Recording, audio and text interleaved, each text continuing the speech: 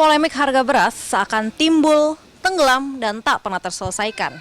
Bank Dunia sudah menyatakan bahwa Indonesia memiliki harga beras tertinggi di Asia Tenggara. Meski hal ini dibantah oleh Kementerian Pertanian dan juga Badan Pangan Nasional. Direktur Utama Bulog juga sudah menyatakan bahwa adanya mafia yang diduga membuat lonjakan harga beras ikut naik. Lantas sebenarnya apa penyebab dari naiknya harga beras? Indonesia, negeri yang makanan pokok rakyatnya adalah nasi, selalu dihadapkan masalah harga beras.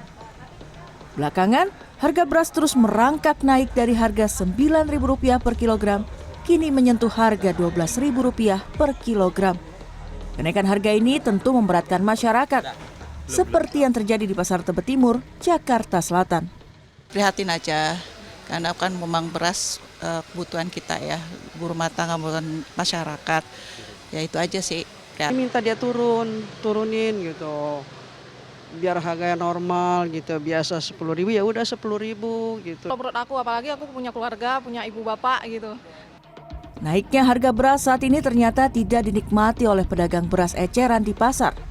Pedagang mengaku kenaikan harga beras sudah terjadi di tingkat pemasok sehingga membuat keuntungan mereka menipis. Paling murah saya sih di sini jual 9.000 awalnya. Karena kenaikan ini saya jual 10.000 gitu. Itu asal ada aja Mbak. Kalau buat untungnya sih tipis banget. Penting asal ada. Katanya sih pasokannya kurang gitu ya dari pasar induknya.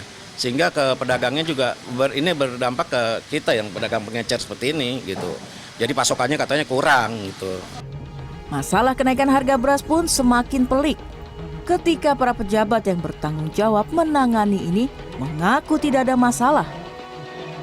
Menteri Pertanian Syahrul Yassin Limpo mengungkapkan kenaikan harga beras yang terjadi saat ini lumrah terjadi karena saat ini masih dalam masa tanam, belum memasuki masa panen raya. Mentan juga membantah kenaikan harga beras karena adanya gagal panen.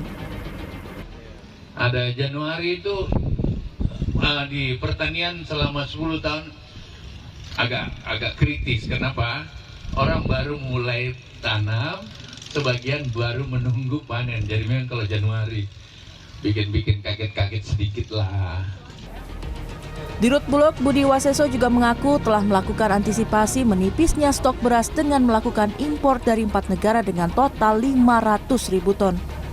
Dirut Bulog yang biasa dipanggil Buas ini bahkan mengaku telah mengguyur pasar dengan beras murah seharga 8.300 hingga 8.600 per kilogram untuk menurunkan harga beras di tingkat pengecer. Namun faktanya, harga beras tidak bergeser dan masih bertengger di harga kisaran Rp12.000 per kilogram. Menanggapi gagalnya operasi pasar yang dilakukan, Buas menduga ada mafia beras yang mengoplos beras Bulog dan dijual dengan harga premium. Ini kan akan mubazir kita operasi pasar, berarti kan bisa terjadi harga itu mahal, larinya ke premium lagi. Itu jadi ya cari untung aja, intinya kan gitu. Makanya kemarin yang saya coba 6.000 tidak mempengaruhi pasar, tidak mempengaruhi harga. Sementara itu pedagang beras Cipinang membantah adanya praktik pengoplosan. Salah satu pedagang beras mengungkapkan tingginya permintaan dan tidak adanya stok yang menyebabkan harga beras naik.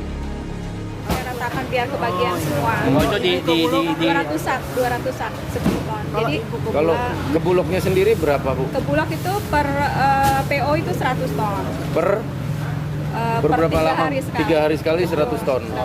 Emang sekarang lagi ini Bu ya, lagi di daerah-daerah itu lagi butuh beras banyak atau gimana? Betul, lagi butuh beras banyak, di bawah-bawah juga memang nggak ada beras Pak. Dan Pengamat pangan Bustanul Arifin mengungkapkan, kegagapan pemerintah menangani masalah beras bisa berakibat sangat merugikan masyarakat.